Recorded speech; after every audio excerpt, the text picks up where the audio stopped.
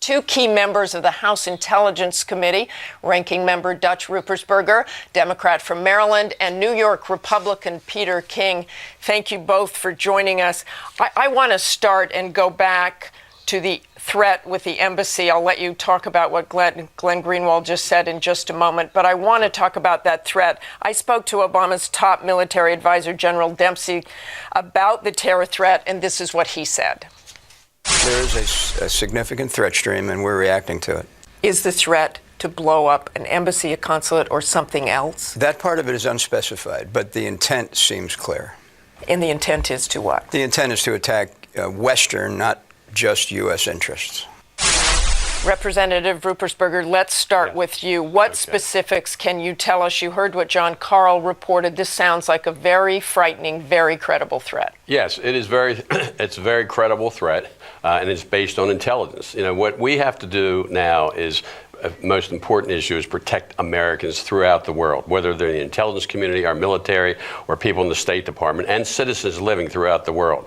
We know that Al-Qaeda and other people out there want to attack us and kill us and our allies. The good news is that we picked up intelligence, and that's what we do. That's what NSA does. NSA's sole purpose is to get information and intelligence to protect Americans from attack. You heard John report operatives are in place. Well, we can only say the intelligence that we get. And by the way, intelligence is the best defense against terrorism. Those operatives are in place because we've received information that high-level people from Al-Qaeda in the Arabian Peninsula are talking about a major attack, and these are people in a high level. Now, whatever that intelligence is, we act upon it because our first priority, again, is protect the Americans that are in other parts of the world. Congressman King, this is also spread domestically. We're on a higher alert here in the country, or at least beefed up security. I think Americans don't really understand why this keeps growing in the last few days. First, it was the embassy closing, now domestically. Why the higher alert here in America? Well, quite frankly, Martha, because this threat was so specific as to how enormous it was going to be, and also there were certain dates were given. But it didn't specify where it's going to be. And, you know, the assumption is that it's probably most likely to happen in the Middle East at or about one of the embassies, but there's no guarantee of that at all. It could basically be in Europe, it could be in the United States, it could be a series of combined attacks. It could be the same concept as the 2006 liquid explosive planned attacks, where there were going to be a series of attacks carried out almost simultaneously. So we have to be ready for everything, and that's what this is about. And the administration, I think, has tried to, first with the embassies, then with the global travel advisory, and also letting state and local governments know over the last several days of the nature of this threat so that we can be on guard. And this is a wake-up call. Al-Qaeda is in many ways stronger than it was before 9/11 because it's mutated and it's spread, and it can come out of some different directions. And Al-Qaeda in the Arabian Peninsula is probably the most deadly of all the Al-Qaeda affiliates. Let's focus on these embassies for a moment. Congressman Ruppersberger, if Sure. we can. Is this more a reaction to Benghazi? Because we don't know that the target is an embassy or a consulate. Look, we have to take all precautions, whatever, to protect American lives.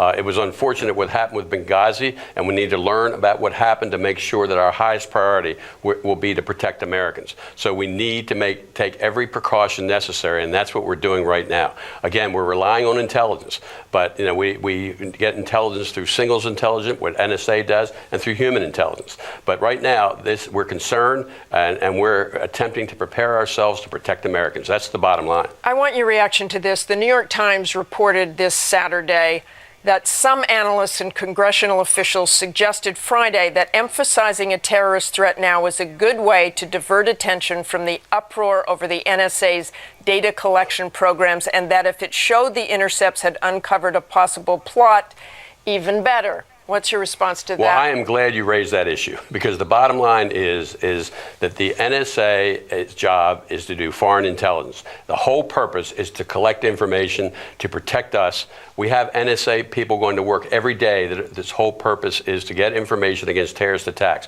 And these people who work at NSA are hardworking people who follow the law. In fact, we have lost 20 members of the people working for NSA in Iraq and Afghanistan attempting to get information to help the troops. Now, this issue of of metadata and that we're violating the law is just not true. That's absurd.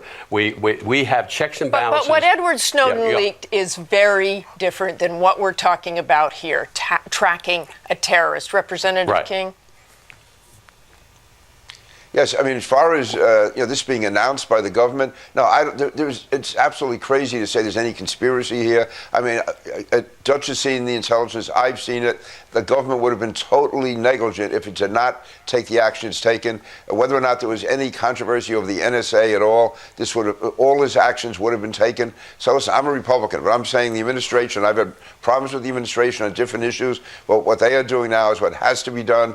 They'd be derelict if they were not. And, we can't criticize them for doing too little with Benghazi and not criticize them for doing too much. I'm giving them credit for saying they learned from Benghazi, and that's why they're firming up the embassies. But also, as far as this worldwide alert, I think it's absolutely warranted in this situation. I want a very quick reaction from both of you, and I want to start with you, Representative Ruppersberger, because Sure. Glenn Greenwald mentioned your name specifically. Are efforts being thwarted in trying to get information for members of Congress? We have rules as far as the committee on what you can have and what you cannot have. However, based on that statement I just made, is that since this incident occurred with Snowden, we've had 3 different hearings for members of our Democratic caucus and of the Republican caucus, where General Alexander has come with his deputy, Chris English, to ask any questions that people have as it relates to this information. And we will continue to do that, because what we're trying to do now is to get the American public to know more about what's going on, that NSA is following the law, and that we have checks and balances. We have the courts. We have both the Senate and House Intelligence Committee. We have Justice Department. We have checks and balances here to make sure that NSA does not violate the law in what they're doing. And since these 2 programs have come into effect, especially the metadata, there's not been one incident of any member of the NSA breaking any law whatsoever. But we can do better. I have to educate my caucus more, the Democratic caucus, and we're trying to declassify as much as we can. We just had a Representative meeting. King, I want a very quick response from you, if you will. Thank you, Representative Ruppersberger. Sure. Okay, fine. Just a quick response, please. Martha, I would say that over the last several weeks, General Alexander, all his top people have come in, subjected themselves to questioning from any member of Congress at all, including those who are most critical. And I have found often that those who are most critical publicly ask the least amount of questions in private. But he's answered every question. They get the information. They sit there and they just. So they're just not telling the entirely truth. with the members of Congress. I've never seen this. To me, is unprecedented to have all of these top people from an administration during this time of crisis still come in and answer question after question after question.